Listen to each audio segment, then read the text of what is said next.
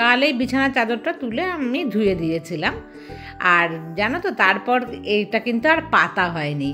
কি হলো, কালকে যে সারাদিন কাজকর্ম করে চলে গেলাম, তোমরা দেখতেই পেলে যে আমি কোথায়। সেখানে যাওয়ার পর এসেছি প্রায় 10:30টার দিকে রাতবেলা। তারপরে এসে কিন্তু আর ইচ্ছে করেনি, আর যাওয়ার আগেও না একদমই ইচ্ছে করছিল না। তো আজকে সকালবেলা উঠে কিন্তু ফার্স্ট কাজ এটাই করলাম। তোমাদেরকে বলেছি কয়েকদিন ধরে কিন্তু আমার এনার্জি পুরোদমে ডাউন আছে, মানে এখনও কিন্তু ডাউনই চলছে। যে কোনো কাজ বা যেটুকু কাজ আমি করছি সেটা কিন্তু ইচ্ছে করে নয়, আমি একটু জোর করেই করতে হচ্ছে। হ্যাঁ, এরকম হয় আমার মাঝে মাঝে, যে ইচ্ছে করে না তবুও করি। আর ওর বাবা বিশেষ করে আসলে তখন কিন্তু আমার এরকমটা হয়, যাকে বলে ঘোড়া দেখে মানে একদম খোড়া হওয়া। আমার হাউস হেল্পার আছে, সে কিন্তু করে কাজ। ওপর করলে আমি নিচ করি, নিচ করলে ওপর করি, এইভাবেই ঘুরিয়ে করি।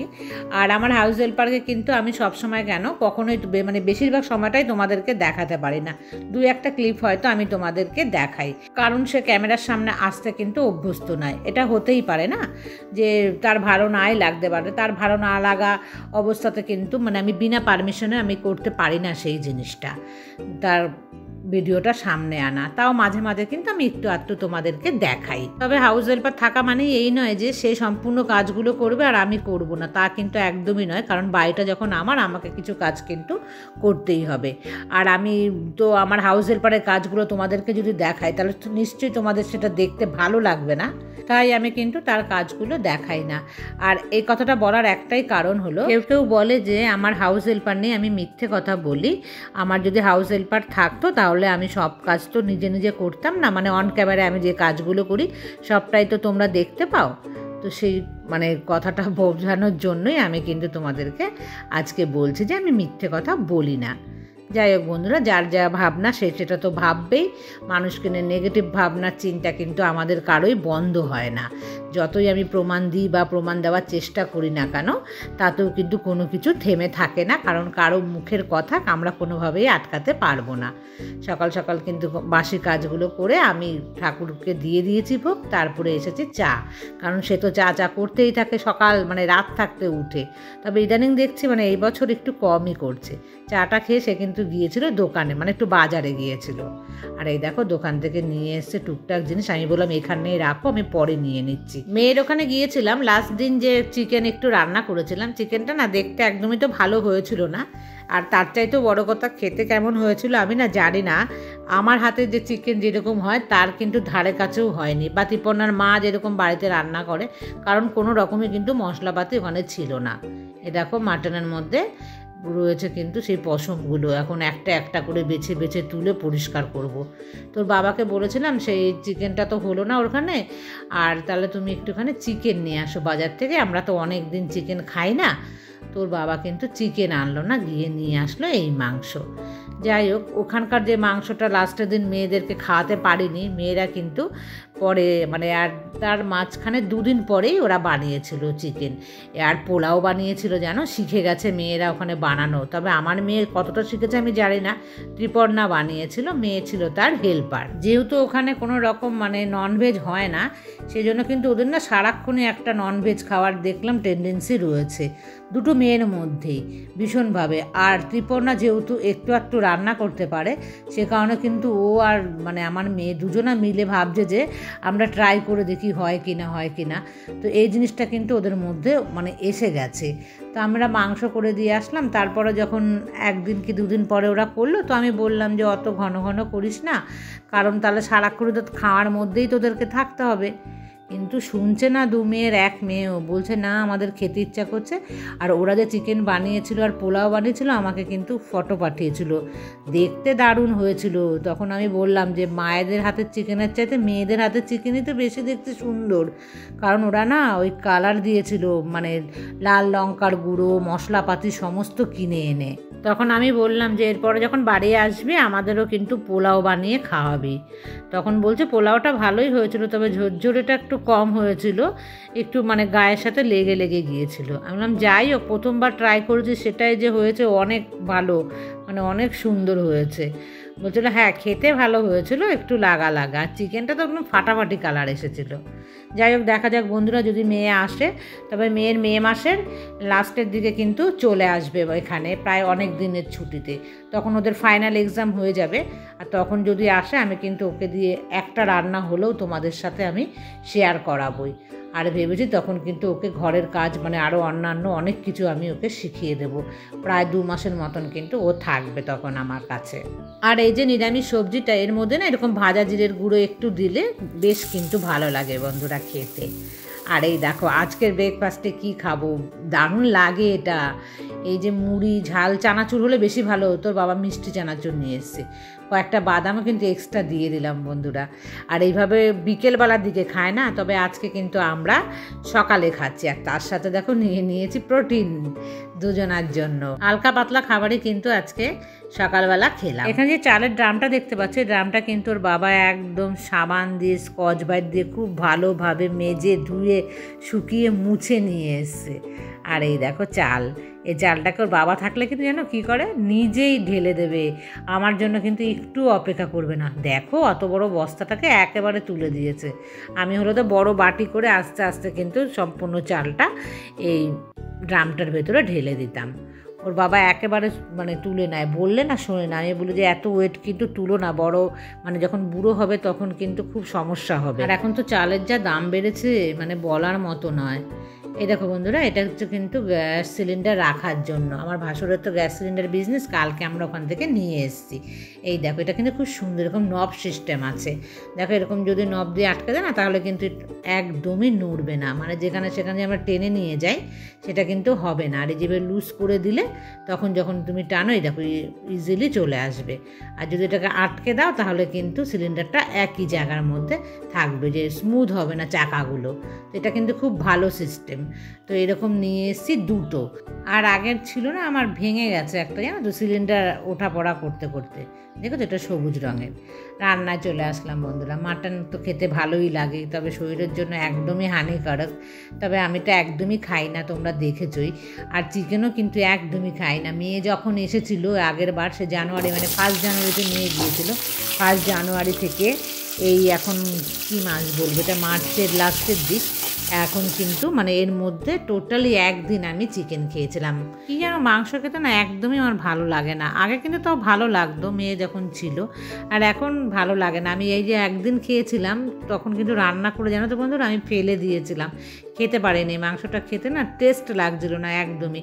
তবে মুরগির মাংস তো এখন নানা রকম ইঞ্জেকশন দেওয়া থাকে না, সেই কারণে কিন্তু মুরগির মাংসগুলো দেখবে যে খেতে খুব একটা ভালো লাগে না। তবে শুধু যে আমি একা বলছি তা নয়, আমার জানাশোনা কিন্তু অনেকেই বলছে যে মুরগির মাংস খেতে ভালো লাগছে না।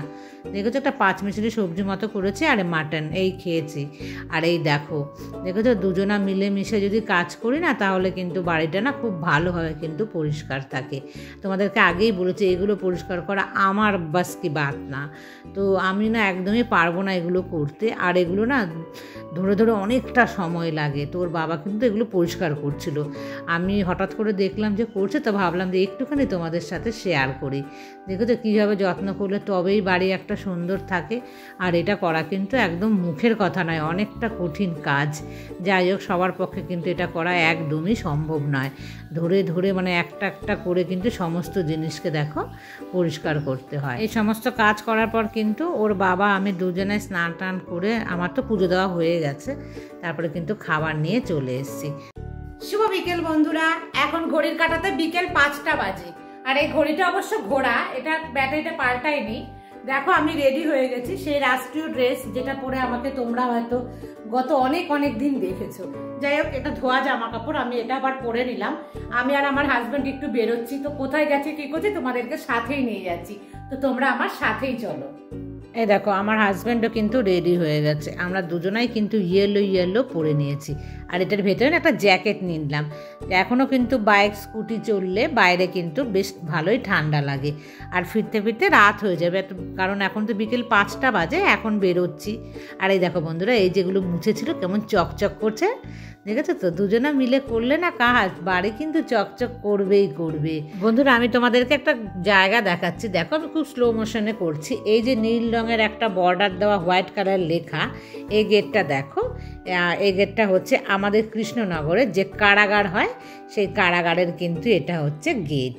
আর আমরা না এর পাশ দিয়েই যাচ্ছি। দেখতে পাচ্ছ লোকজন কিন্তু এখন নেই, তবে যখন ফিরেছিলাম তখন কিন্তু প্রচুর লোকজন ছিল।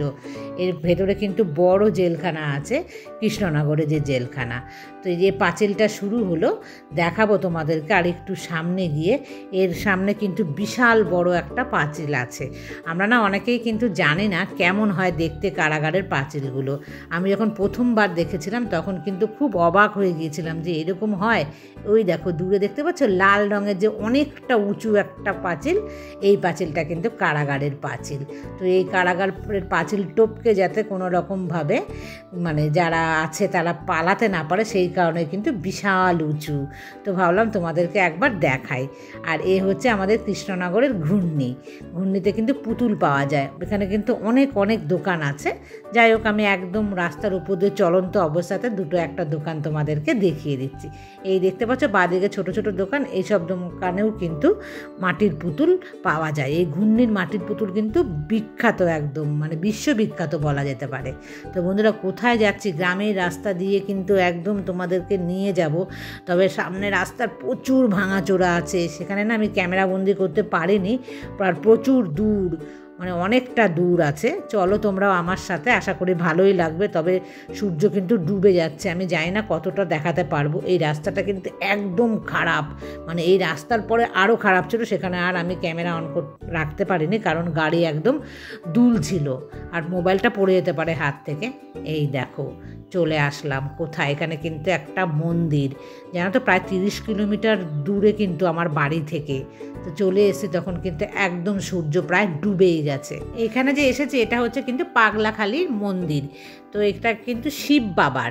তো চলো ভেতরে, সূর্য ডুবেই যাচ্ছে। এই যে গাছটার ভেতরে যে অরেঞ্জ কালারের বিল্ডিংটা দেখতে পাচ্ছ, এটাই কিন্তু পাগলা বাবার যে মন্দির। এই জায়গাটার নাম হচ্ছে পাগলাখালী। বন্ধুরা বিকেল 5টার সময় আমরা রওনা দিয়েছি পাগলাখালীতে আসার জন্য। আমরা কিন্তু 6টার মধ্যে চলে এসছি পাগলাখালীতে, কিন্তু ভীষণ রাস্তা খারাপ, তোমাদেরকে দেখালাম। আমরা দুজনাই এসছি, তো একটু মন্দিরটা তোমরা দেখে নাও। আর এটা কিন্তু ভীষণ জাগ্রত জায়গা, এটা হচ্ছে মহাশিবের একটা জায়গা। তো চলো তোমরা সেটা দেখো। আমার বাড়ি থেকে তোমাদের বললাম প্রায় 30 কি আর একটু বেশিও হতে পারে, হয়তো 32-33 কিলোমিটার। আমরা রাস্তাটা চিনতাম না বলে কিন্তু ওরকম ভাঙাচোরা রাস্তা দিয়ে এসেছি বন্ধুরা। আর মন্দিরের ভেতরে দেখো যে অনেকগুলো কিন্তু ছোট ছোট শিবলিঙ্গও আছে। তবে ইউটিউব আর এই ফেসবুকের মানে যুগে এই মন্দিরটা কিন্তু খুব মানে বিখ্যাত হয়ে গেছে। আর আমি দেখতেই পাই ফেসবুকে, ইউটিউবে আমাদের এখানকার লোক, মানে কৃষ্ণনগরের যত লোক আছে সবারই কিন্তু একবার করে এই পাগলাখালীর এই পাগলা বাবার মন্দিরটা কিন্তু দর্শন করা হয়ে গেছে। আর আমি যে মাছ নিই না, সেই মাছওয়ালাটাকে তোমাদের দেখাই। সেই মাছওয়ালার বাড়ি হচ্ছে এখানে। মাছ দিতে গেলেই না আমাকে কিন্তু একবার করে বলে যে একবার আমাদের ওখানের মন্দিরটা দর্শন করে আসবেন, কত সুন্দর। তো সেই কারণে কিন্তু আমার ইচ্ছেটা ছিল যে ভেবেছিলাম যাব, তবে এত দূরে একবার একা একা কী করে আসব। আর দীপনার মা কিন্তু একবার আমাকে বলেছিল যে ওর মা আর আমি দুজনা মিলে এই মন্দিরটা দেখতে যাব, তবে আসতে পারতাম না কারণ অনেকটা দূর। আর বিকেলের দিকে এসেছি তো অনেকটাই কিন্তু কষ্ট হয়েছে। যদি সকালবেলার দিকে আসতাম তাহলে কিন্তু এতটা কষ্ট হতো না। আর বন্ধুরা তোমরা যারা আসতে চাও আমি বলে দিচ্ছি, এখানে আমি জানতে পারলাম এসে সোমবার আর বৃহস্পতিবার, মানে প্রত্যেক সোমবার আর প্রত্যেক বৃহস্পতিবারেই কিন্তু এখানে মেলা বসে। তো সেই দিন আসলেই কিন্তু সবচাইতে বেশি আনন্দ বা খুশি হবে, দেখে বেশ ভালো লাগবে। একদম গ্রামের মাঝখানে কিন্তু এটা, মানে অজ গ্রাম বলে না, সেই গ্রাম কিন্তু। আমি যেহেতু রাত হয়ে গেছে সে কারণে চারিপাশটা ঘুরিয়ে তোমাদের দেখাতে পারলাম না। আর এই গাছের মধ্যে দেখেছো এখানে একটা বিশেষত্ব, অন্যান্য গাছের মধ্যে আমি দেখেছি সেই ঢিল বাঁধে না, মানে মানত করা যাকে বলে, এখানে কিন্তু সরা বাঁধে, বেশ বড় বড় সরা আমি কিন্তু এখানে দেখতে পেলাম। এই যে দেখতে পাচ্ছ। আর এই মন্দিরটার ভেতরে কিন্তু প্রচুর ঘন্টা আছে। এই জিনিসটা কিন্তু আমার খুব ভালো লেগেছে যে জায়গায় জায়গায় প্রচুর ঘন্টা বাঁধা আছে। আর আমি মোমবাতি আর আগরবাতি দেখিয়ে একটুখানি আরতি করে দিলাম, তার বাইরে আর কিছু করতে পারলাম না। আর যে মন্দিরটা দেখলাম তারই ঠিক উল্টো দিকে কিন্তু এই একটা মন্দির, মনে হচ্ছে ওটা নাট মন্দির। যখন প্রোগ্রাম হয় তখন হয়তো ওখানে অনেক লোকের সমাগম হয়। আর এই যে ছোট ছোট দোকানগুলো দেখতে পাচ্ছ এগুলোই কিন্তু এখানে মেলা বসে। আর এই আশেপাশের লোক কিছু বসে আছে, তাদেরকে জিজ্ঞাসা করে এই সমস্ত খবর কিন্তু পেয়েছি। তো বন্ধুরা আমরা রওনা দিয়ে দিলাম ওখান থেকে মাঝ রাস্তায়, মানে এখানে একটা দইয়ের বাজার পুরো জায়গা আছে। তো নেমে বললাম যে দইয়ের বাজারে এখানে একটু দই খাই, মনে হয় এখানকার ভালো হবে। তো এই মিষ্টির দোকানকে জিজ্ঞাসা করতে সে বললো না, একদমই তা নয়, দইয়ের বাজারে দই ভালোর জন্য এখানকার নাম নয়। তো দই না খেয়ে আমরা দুজনে কিন্তু ছানা খেলাম। এই মাত্র আসলাম বন্ধুরা, আর এই দেখো আমার চোখটাতে কি হয়েছে, পোকা 3বার করে চোখটার মধ্যে ঢুকেছে, আর বারবার চোখটা আমি চুল করছি আর ভেতরে চলে যাচ্ছে পোকা। একটা পোকা মনে হয় বার করতে পেরে, দুটো মনে হয় চোখের ভেতরে ঢুকে গেছে। তো চোখ দিয়ে কিন্তু জল পড়ছে আমার। চেঞ্জ করে পরে আবার তোমাদের সামনে আসছি।